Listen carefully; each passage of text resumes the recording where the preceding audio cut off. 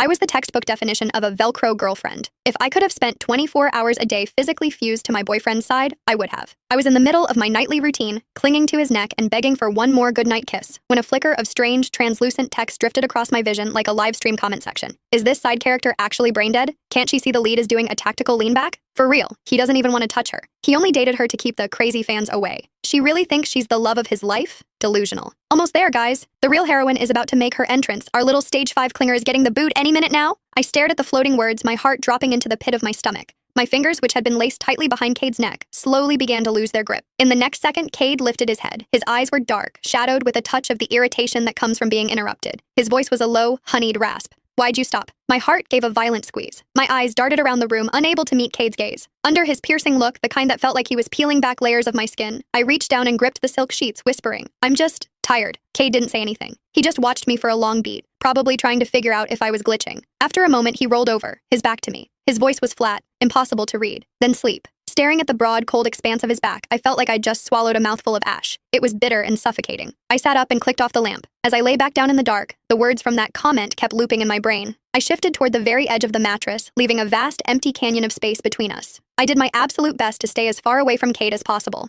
I didn't dare press against him like a heat-seeking missile the way I usually did. Maybe if I stopped being so much, I thought, he'll hate me a little less. In the silence, I heard his steady, rhythmic breathing, but my mind was miles away. To be honest, it wasn't like I hadn't noticed. I wasn't that blind. Cade had always been lukewarm. Whenever I tried to get close, I felt that split second of tension in his frame, a subtle rigidity. But I loved him so much it made me stupid. I wanted to be his shadow, his accessory, his constant. Cade never complained out loud. But looking back, those tiny furrows between his brows, the way his jaw tightened, they were all flashing red lights. He didn't want this. I'd just been playing dumb. I'd lied and told him I was scared to live alone just so I could move into his place. Then I'd pushed for more, invading his bedroom until I was a permanent fixture, wrapping my limbs around him every night like an octopus. He hadn't kicked me out, sure, but his first instinct was always to resist. I'd just been so desperate to be with him that I'd filtered out the truth. Now it seemed the comment was right. The air in the room felt heavy. I tossed and turned until the early hours of the morning, finally drifting into a fitful sleep. When I woke up, I realized I was curled into Cade's chest, my right arm locked firmly around his waist. His chest rose and fell in a slow, steady rhythm. After a few seconds of frozen realization,